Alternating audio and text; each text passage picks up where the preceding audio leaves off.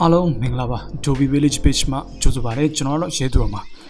Now, Dini General da Snapseed or Ledger, no Snapseed, General Mobile, Photo Editing Application, no, that you know, Batin be dominant solution, General to show a chain, one of the show ponima, Dilo, General Kupia type pomo, no, no, Jonah Ilomo.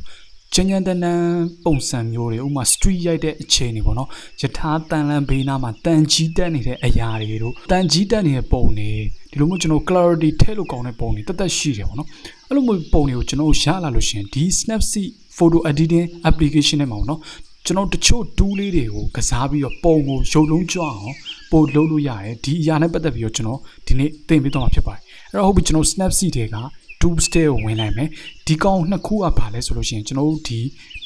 HDR scape ဆိုတဲ့ဒီ 2 နဲ့ဟုတ်ပြီနော်နောက်တစ်ခုကကျွန်တော်တို့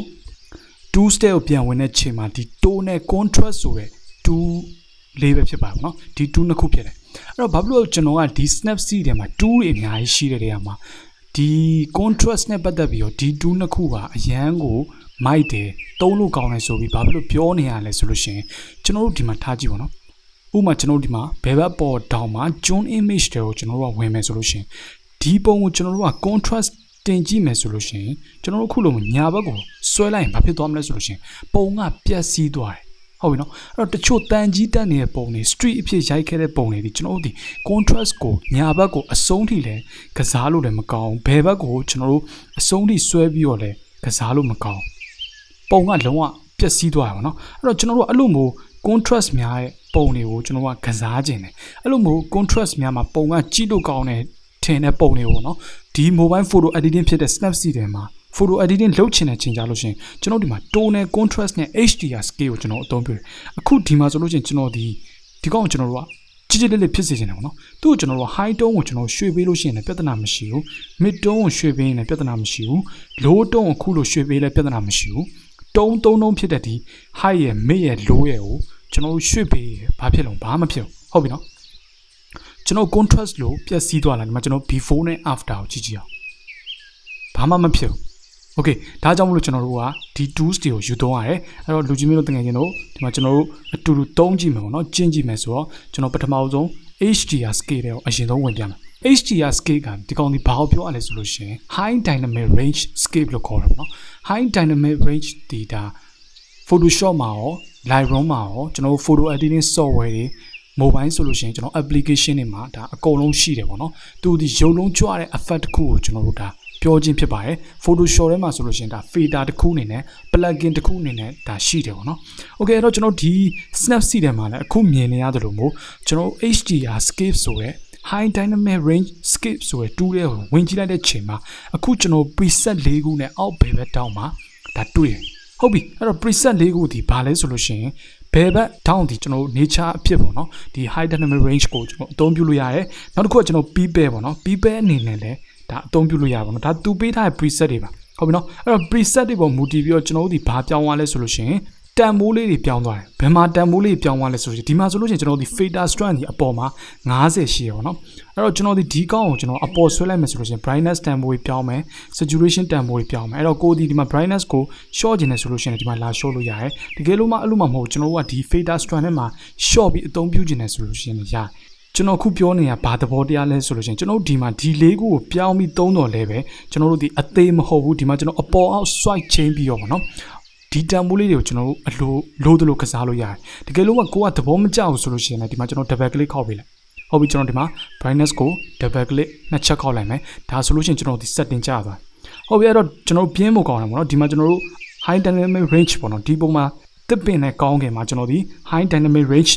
ဒီလေးခုတွေက preset တစ်ခုကိုအပြင်းပြေတက်ရောက်ကြည့်မှာเนาะအဲ့တော့ကျွန်တော် people ကိုတွားလိုက်မယ်တွားပြီးရင်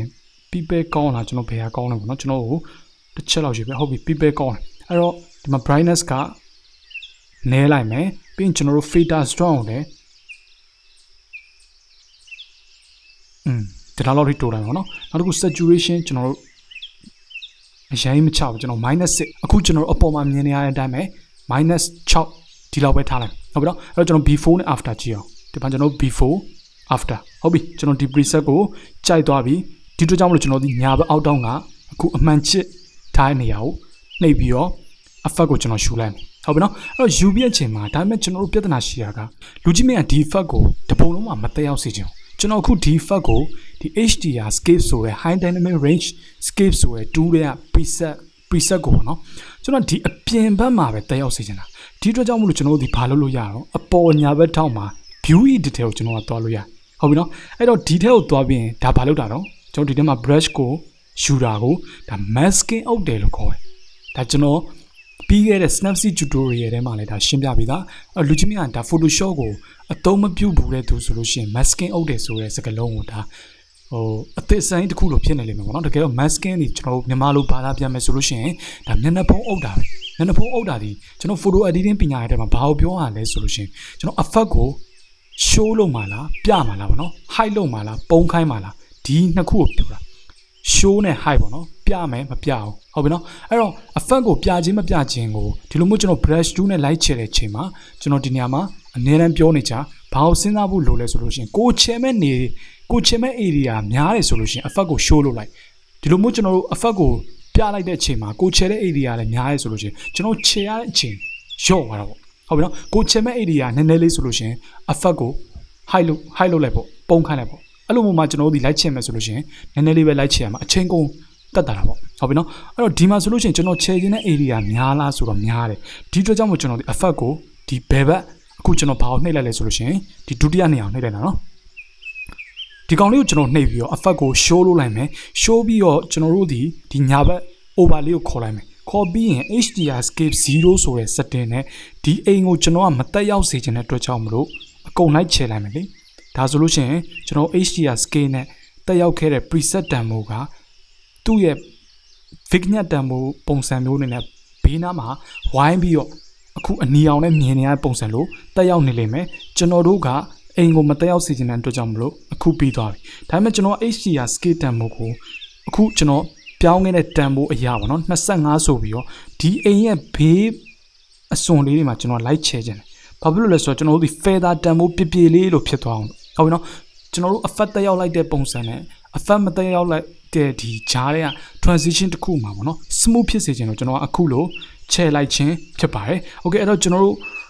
လုံးမယ်ဆိုတဲ့အတိုင်းပဲဘေးနားမှာဒီ vignette effect လိုမျိုးတစ်ပင်တွေကောင်းကင်တွေကိုကျွန်တော်တို့အခုလိုပဲ HDR scale effect ခုနဲ့ light ချဲပြီးပြီဖြစ်ပါတယ်ဒါ view edit ထဲမှာကျွန်တော်ဒီ masking ပြန်အုပ်တာပေါ့နော်ဒါနဲ့ပတ်သက်ပြီးတော့တွဲသုံးစီခြင်းလို့ကျွန်တော်အခုလိုပြခြင်းဖြစ်ပါတယ် okay အဲ့တော့ကျွန်တော်တို့နောက်တစ်ခု tonal contrast တွေကိုဝင်မယ်ဝင်ပြီးကျွန်တော်ဒီမှာဗာဖြစ်စီနေတာလဲဆိုလို့ရှိရင်ကျွန်တော်အပြင်မှာကျွန်တော်တို့ချဲရရှိတာချဲပြီးပါပြီဒါပေမဲ့အိမ်ထဲမှာဒီလူနဲ့ခွေးလေးကျွန်းအိမ်လေးပေါ့နော်ဒီပြင်အိမ်လေးကိုကျွန်တော်ကရှုံလုံးကြွစေခြင်းကျွန်တော်ဗီဒီယိုအစမှာပြောခဲ့သလိုပဲဒီလိုမျိုးတစ်သားတွေအုံနံရံတွေတန်ကြီးတက်နေတဲ့အရာတွေဆိုလို့ရှိရင်ဒါအဟောင်းနှမ်းပုံစံတွေပေါ့နော်အဟောင်းနှမ်းပုံစံဆိုလို့ရှိရင်ကျွန်တော်ကျွတ်အိတ်တွေပါပြောတာမဟုတ်ကျွတ်အိတ်တွေကျွန်တော်ဓာတ်ပုံမှာ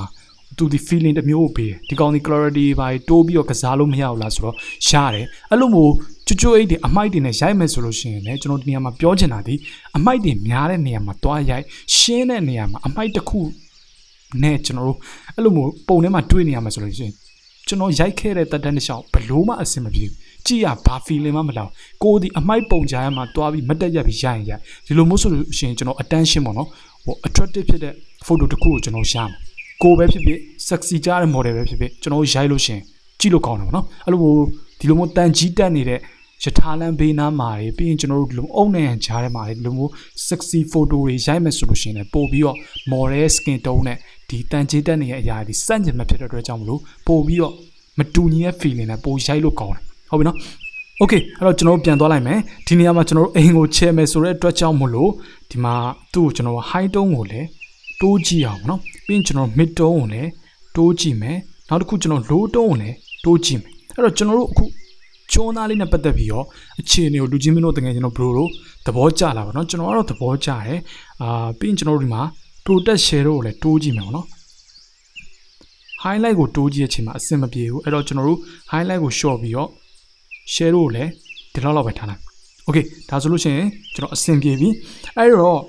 ့ဒီကောင်ကျွန်တော်တို့ effect ကိုယူမယ်ယူပြီးလို့ရှိရင်ကျွန်တော်တို့ကအိမ်ကိုပဲချဲခြင်းတဲ့အတွက်ကြောင့်မလို့ဘယ်ကိုသွားမှာတော့ဒီအပေါ်မှာရှိတဲ့ view edit တွေကိုကျွန်တော်ကတွားပြီးတော့ effect ကိုဒီမှာကျွန်တော်တို့က brush ကို ဝင်ပြီးလို့ရှိရင်အဖက်အကြောင်းကို show လုပ်မှာလားပြမှာလားပုံခိုင်းမှာလားစဉ်းစားမယ်အဲ့တော့လူကြီးမင်းတို့ကဘယ်လိုထင်လဲပေါ့နော်ဒီပုံမှာဆိုလို့ရှိရင်ကျွန်တော်ခြေရမယ့် area များလားအဲ့တော့ကျွန်တော်ကပထမနမူနာတော့ပထမ HDR scale မှာတော့ကျွန်တော်ဒီ effect ကို show လုပ်ခဲ့တယ်ပေါ့နော်အခုကျွန်တော် hide လုပ်ပြီးတော့ခြေကြည့်အောင်ဟုတ်ပြီနော်အဲ့တော့ဒီတိုင်းပဲကျွန်တော် like ချင်မယ်အဲ့တော့ကျွန်တော် over လေးကိုယူပြီးတော့ဒီနေရာမှာကျွန်တော်တို့ရဲ့ tonal contrast ကို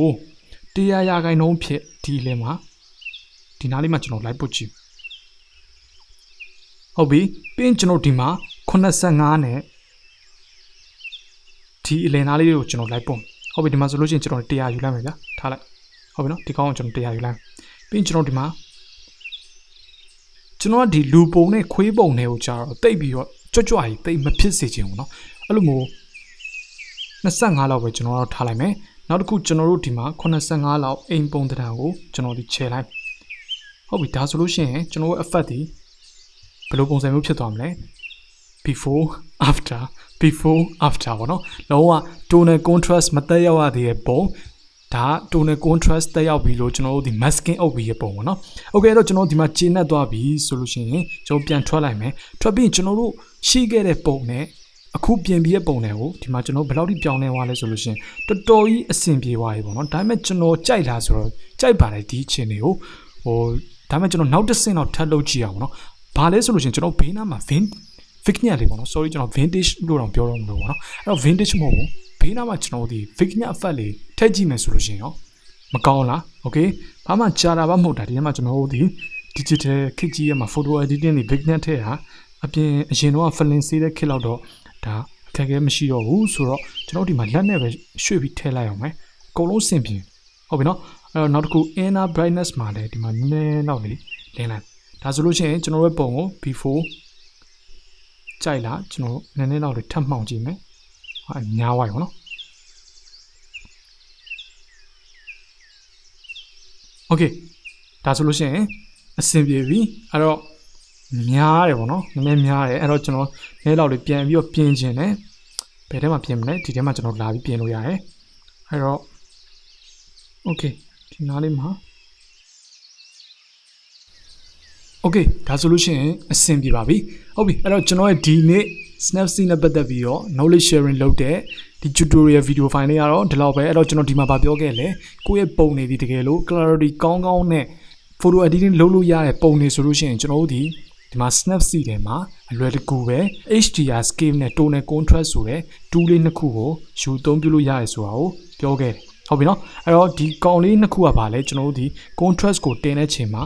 ကျွန်တော် zoom image တွေမှာတွားပြီးတော့ contrast ကိုမတင်နဲ့ပုံဒီအရင်ကြည့်ရဆိုရလိမ့်မယ်ဒါ beginner တွေလုံးဝမှားနိုင်တဲ့အမှားတွေပေါ့နော်ကိုဒီ slider bar တစ်ခုကိုကစားခွင့်ရှိတယ်ဒါပေမဲ့ဘယ်တော့မှကစားလို့ရတယ်မကစားလိုက်ပါနဲ့အဲ့လိုမျိုးသာကစားလိုက်မယ်ဆိုလို့ရှိရင်ကျွန်တော်တို့ရဲ့လှနေတဲ့ပုံကြီးပျက်စီးသွားလိမ့်မယ်အဲ့တော့တကယ်လို့လူကြီးမင်းဟာ slider bar ကိုအရင်ကစားခြင်းနဲ့ contrast ကိုအရင်တင်ခြင်းနဲ့ beginner တယောက်ဆိုလို့ရှိရင်ကျွန်တော်တို့ဒီမှာ two step ကိုလာပြီးတော့tonal contrast မှာပဲအသုံးပြုပါလို့အကြံပေးနေကျွန်တော်နောက်ထပ်စိတ်ဝင်စားဖို့ကောင်းတဲ့ knowledge sharing video တွေမှာအတူတူထပ်တွေ့မယ်အဲ့တော့အားလုံးပဲဒီနေ့ tutorial video လေးကိုကြိုက်နေတဲ့တဲ့ကျွန်တော်ပြန်ပြီးတော့ supporting page နဲ့ဆိုလို့ရှိရင် like and share လုပ်ပေးတော့ပါနောက်ထပ်ကြည့်ချင်တဲ့ content တွေခေါင်းစဉ်တွေရှိတယ်ဆိုလို့ရှိရင်လည်း comment ထဲမှာမှန်သွားပေးပါ